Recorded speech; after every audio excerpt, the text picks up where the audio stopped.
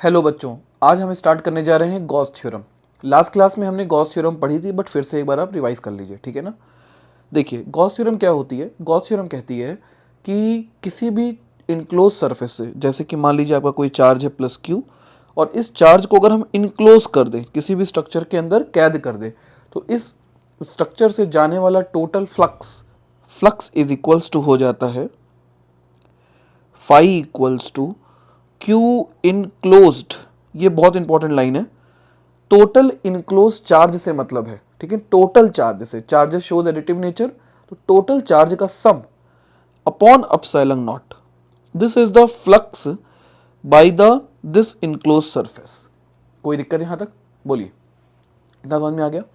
तो अगर मान लीजिए सपोज दैट इसके अंदर तीन चार्जेस होते, +5Q -4Q एंड +3Q, तो अब इस टोटल फ्लक्स कितना होता? तो टोटल फ्लक्स हो जाता बच्चे, flux phi equals to Q enclose. Enclose charge कितना है, तो पहले आप इनक्लोज चार्ज निकाल लीजिए। तो क्यू इनक्लोज्ड हो जाएगा आपका 5 -4 +3, बोले तो कितना आ जाएगा? 4Q आ जाएगा। तो टोटल फ्लक्स हो गया phi equals to, according to Gauss theorem, 4Q by epsilon naught. This is the total flux which is enclose by the this sphere. कोई दिक्कत? मान लीजिए इस पे क्वेश्चन इस तरीके से आता है। सपोज कर लीजिए आपसे कोई पूछ ले, बेसिकली फ्लक्स था क्या, मैं आपको एक बार रिकॉल करा दूं, आपने अगर लास्ट लेक्चर नहीं देखा है तो। वैसे देख लेंगे तो ज़्यादा समझ में आएगा। फ्लक्स का मतलब होता है number of field lines which passing perpendicular to surface। किसी भी सरफेस से होकर जाने वाली परपेंडिकुलर फील्ड लाइंस को हम क्या बोलते हैं? फ्लक्स बोलते हैं। जैसे मान लीजिए कोई एक यहाँ पे रखा हुआ था +Q स्पेयर, +Q चार्ज रखा हुआ था, तो इससे इलेक्ट्रिक फील्ड लाइन कुछ इस तरीके से पास करेंगी कि नहीं करेंगी भाई? Away the positive electric field line निकलेंगी। तो अगर हम इसको इनक्लोज करें चार्ज को, तो इसको इनक्लोज करने के लिए हमने इसके चारों तरफ एक क्या बना दिया? सर्कल बना दिया, एक स्पेयर बना दिया। तो जैसे ही हमने स्पेयर को ड्रॉ किया, क्या होगा? अब आप देखोगे कुछ फील्ड लाइन इस स्पेयर से 90 एंगल पर जा रही थी, तो उन्हीं नंबर ऑफ फील्ड लाइंस को आप काउंट कर लेंगे, और जैसे ही आप काउंट करेंगे, जो जितनी भी number of field line perpendicular pass कर रही हैं, उसी को बोलेंगे फ्लक्स। आई बात समझ में? जैसे मान लीजिए, इसको थोड़ा और अच्छे से हम देखते हैं, एक और क्वेश्चन इस पे।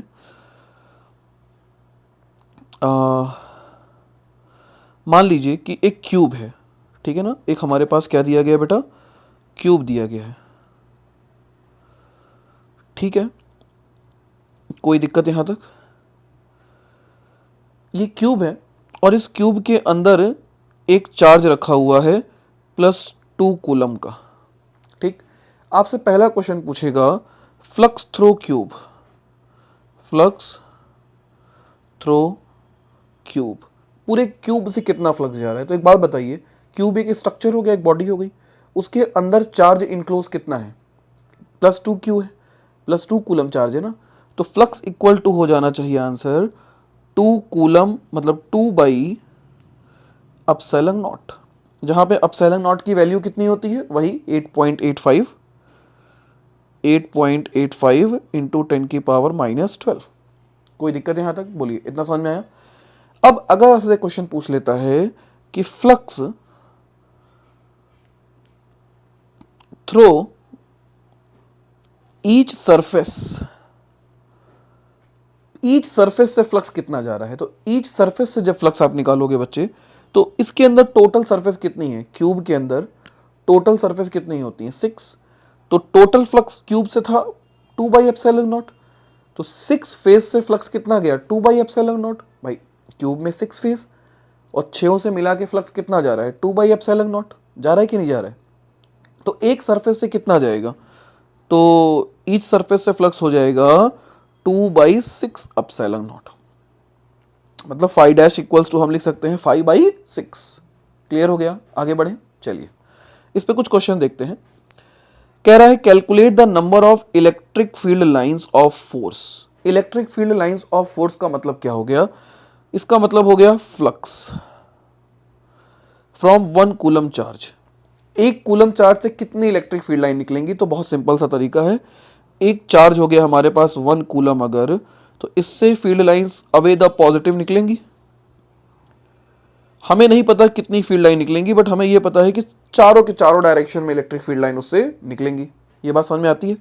और इसके चारों तरफ हमने ड्रॉ कर दिया एक स्पेयर, और इस स्पेयर से हम टोटल फ्लक्स अगर कैलकुलेट कर लें तो वही हमारा आंसर हो जाएगा। तो flux according to Gauss theorem, according to Gauss theorem, phi equals to होता है Q enclosed upon epsilon naught. होता है कि नहीं होता है?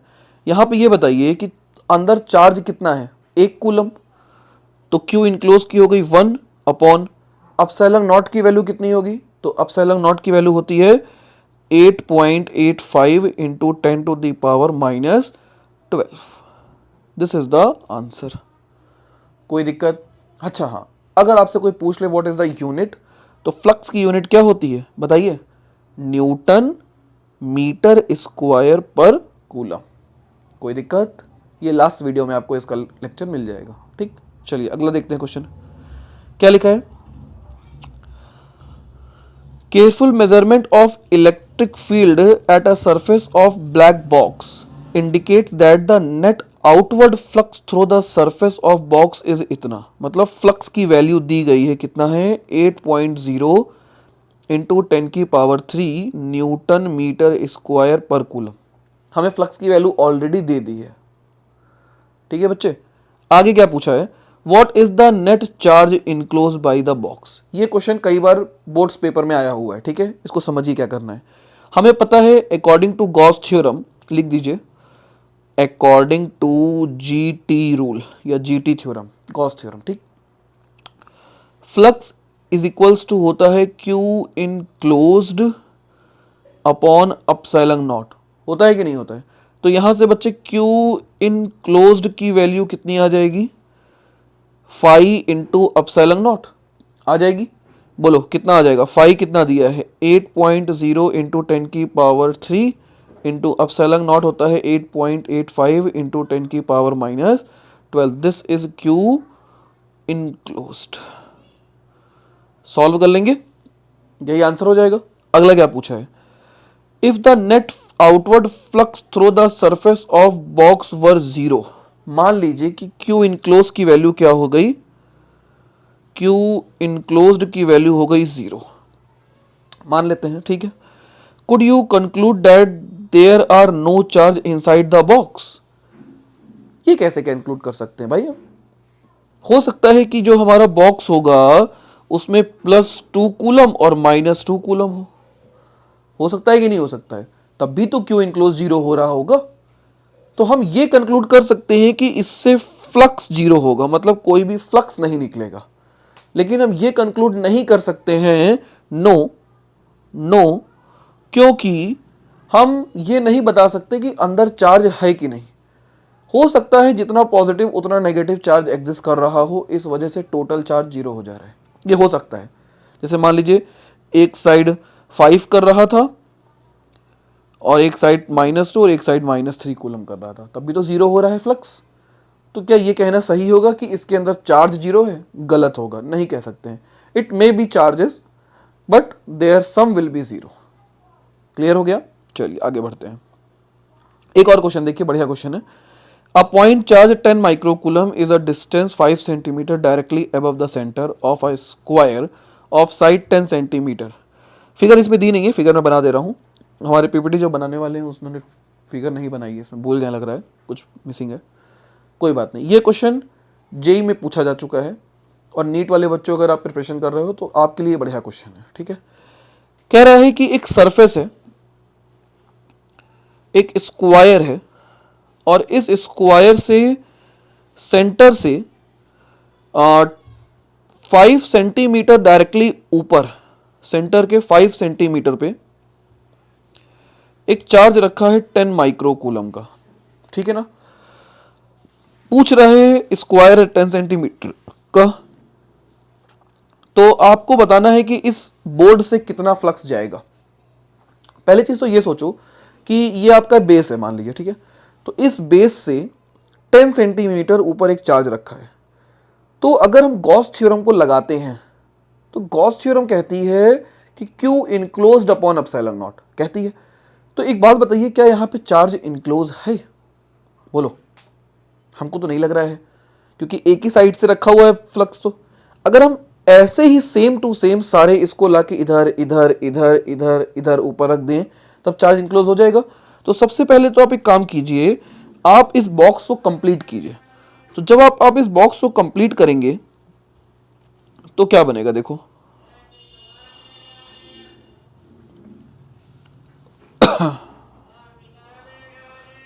कंप्लीट हो गया। अब चार्ज इसके अंदर आ गया। तो total flux through the cube, total flux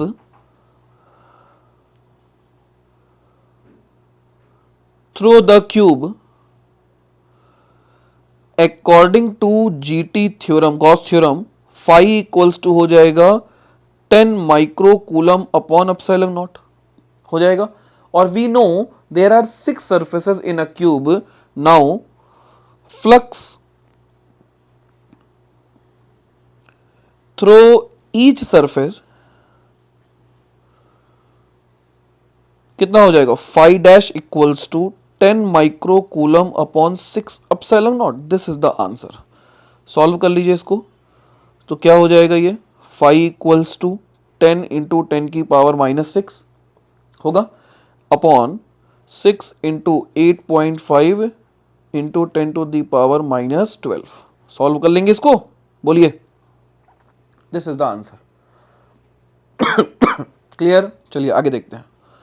हाँ भाई, ये क्वेश्चन बताओ। ये क्वेश्चन आपके बोर्ड्स में आया हुआ क्वेश्चन है, ये कई बार पूछा गया है, जरा ध्यान दीजिएगा इस क्वेश्चन पे। The electric field component due to a charge inside the cube, ठीक है, of a side 1 metre 0.1 metre are shown in this, ठीक है। ई एक्स इलेक्ट्रिक फील्ड लगी हुई है और ई वाई ई जेड 0 है। इसका मतलब क्या हुआ कि एक्स डायरेक्शन में एक इलेक्ट्रिक फील्ड स्टेब्लिश है, ठीक, ये इसका मतलब हुआ। तो अगर एक्स डायरेक्शन में एक इलेक्ट्रिक फील्ड स्टेब्लिश है बच्चे, तो इलेक्ट्रिक फील्ड की अलग अलग वैल्यू भी आ रही है कि नहीं आ रही है? तो आप दो सरफेसेस की बात करो। आप एक सरफेस ये वाली जो आपको दिख रही है, ये ब्लू वाली, और ये ग्रीन वाली सरफेस, इन दोनों सरफेस के बारे में हम बाद में बात करेंगे, पहले हम बाकी सरफेस के बारे में बात करते हैं, ठीक है ना। तो जब ऊपर वाली सरफेस की बात करोगे आप, तो इलेक्ट्रिक फील्ड लगी है इस तरीके से ई, और जो ऊपर वाली सरफेस है उसका एरिया वेक्टर किधर जाएगा, सोचो जरा। तो देखो, समझो जरा, इलेक्ट्रिक फील्ड इधर लगी हुई है, ठीक है ना, इस डायरेक्शन में लगी है, बॉक्स ऐसे बीच में रखा हुआ है, रखा है, एक साइड एक फ्लक्स इंटर कर रही है इलेक्ट्रिक फील्ड लाइंस, और यहां से इधर से बाहर निकल रही है इलेक्ट्रिक फील्ड लाइंस, ठीक। ऊपर की सरफेस का सोचो तो एरिया वेक्टर किधर जाएगा? हमने बताया था it is always perpendicular and outside from the surface. तो ऊपर वाले के लिए एरिया वेक्टर ऊपर की तरफ, बाहर की तरफ जाएगा ऐसे। इलेक्ट्रिक फील्ड इधर लगी हुई है, दोनों के बीच का एंगल कितना बन रहा है, 90 बन रहा है कि नहीं बन रहा है? और हमें पता है कि फ्लक्स का फॉर्मूला होता है phi equal to integral E D A cos theta. E dot D A पढ़ाया था। तो कॉस थीटा की वैल्यू अगर 90 हो गई, थीटा की वैल्यू 90 हो गई, तो कॉस 90 की वैल्यू कितनी हो गई, 0। तो कहने का मतलब है कि ऊपर वाले से फ्लक्स 0 हो जाएगा। अब सोचो जरा, इधर वाले और इस साइड वाले के बीच का फ्लक्स क्या होगा? तो इस सरफेस से नीचे वाले से भी क्या होगा, 0 हो जाएगा। क्यों? क्योंकि नीचे वाले की डाउनवर्ड जाएगी, ठीक। अब आगे और पीछे वाले की बात करते हैं। ब्लू और ग्रीन की बात नहीं कर रहे हैं, आगे और पीछे वालों की बात कर रहे हैं। मतलब ये वाला सरफेस दिख रहा है, समझ में आ गया? तो क्या होगा जरा सोचो, इस सरफेस की एरिया वेक्टर किधर होगा? परपेंडिकुलर आउटसाइड, मतलब आपकी तरफ होगा, इस डायरेक्शन में होगा। इलेक्ट्रिक फील्ड लाइन ऐसे जा रही है, एक्स एक्सिस में जा रही थी, दोनों के बीच एंगल कितना बन रहा है, 90 बन रहा है कि नहीं बन रहा है? तो अगर एंगल 90 बनना है तो चारों से फ्लक्स कितना हो गया, जीरो हो गया।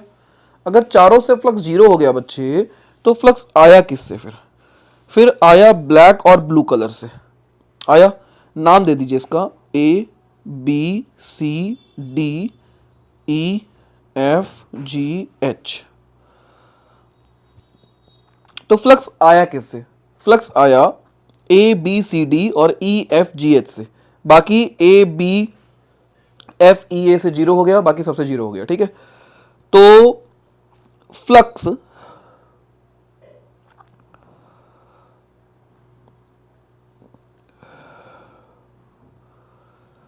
Throw A B C D क्या होता है फॉर्मूला। तो फ्लक्स का फॉर्मूला हमने पढ़ा रखा था, जो जनरल फॉर्मूला था, integral E D A cos. अब जब ए बी सी डी का एरिया वेक्टर लोगे तो away the perpendicular and outside इधर की ओर आएगा, और ई एफ जी एच का बाहर की तरफ आएगा, ठीक।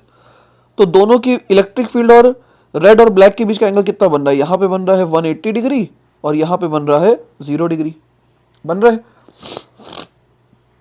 तो ये हो गया बच्चे cos 180 हो गया। cos 180 की वैल्यू होती है -1, तो E की वैल्यू कितनी आ गई, E की वैल्यू आ गई बच्चे आपका area vector E x, D A कितना दिया है, ई अल्फा एक्स, सॉरी, एरिया आपका हो जाएगा 0.1 मीटर है, तो एरिया इक्वल्स टू आ जाएगा आपका 0.1 इंटू 0.1 बोले तो 10 की पावर -2 मीटर स्क्वायर। तो 10 की पावर -2 मीटर स्क्वायर इंटू -1 आ जाएगा। तो यहाँ से बेटा फ्लक्स कितना आ गया, तो फ्लक्स आ गया आपका, दिस इज 5 अल्फा, अल्फा की वैल्यू दी गई है 500, एक्स कितना है वहाँ पे 0.1 इंटू 10 की power -2 with minus sign, this is the become -500 into 10 की पावर -3, दिस इज द 5 कोई दिक्कत। सिमिलरली निकालिए फ्लक्स थ्रो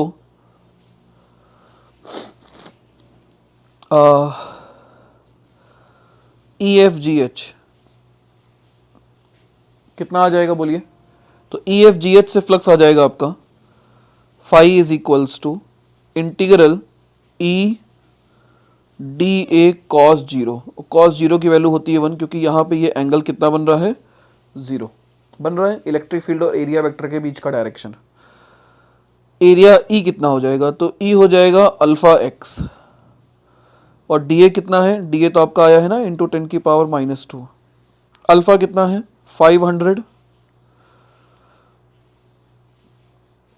इंटू एक्स। तो इस पॉइंट के कोऑर्डिनेट कितने होंगे, इस पॉइंट के कोऑर्डिनेट होंगे बच्चे, ये पूरी डिस्टेंस हो जाएगी 0.2, तो 0.2 इंटू 10 की पावर -2, तो ये आ गया तुम्हारा 1000 इंटू 10 की पावर, पॉइंट हटाएंगे तो -3, this is the flux phi 2 हो गया। तो अगर हम टोटल फ्लक्स की बात करें तो फाई नेट कितना हो गया, this is phi 1 plus phi 2, क्योंकि it is scalar quantity, direct add कर देंगे। फाई 1 कितना हो गया -500, आप डायरेक्ट सॉल्व करो इसको, 10 की पावर सॉल्व कर लो तो -0.5 प्लस 1, तो आंसर आ गया 0.5 न्यूटन मीटर स्क्वायर पर coulomb. This is the net flux through the cube. कोई दिक्कत। आगे क्या पूछा है, the charge inside the cube according to Gauss theorem, according to Gauss theorem phi is equals to होता है Q enclosed upon epsilon naught, होता है कि नहीं होता है। तो यहां से क्यू इनक्लोज्ड की वैल्यू कितनी आ गई, फाई इंटू अपसाइलन नॉट, जहां पे फाई आया है 0.5 और अपसाइलन नॉट होता है 8.85 इंटू 10 की पावर -12, सॉल्व कर लेंगे, this is the answer coulomb. कोई दिक्कत यहां तक क्लियर हो गया। चलिए अगला क्वेश्चन देखते हैं। अगला क्वेश्चन आपके लिए है, सेम क्वेश्चन है,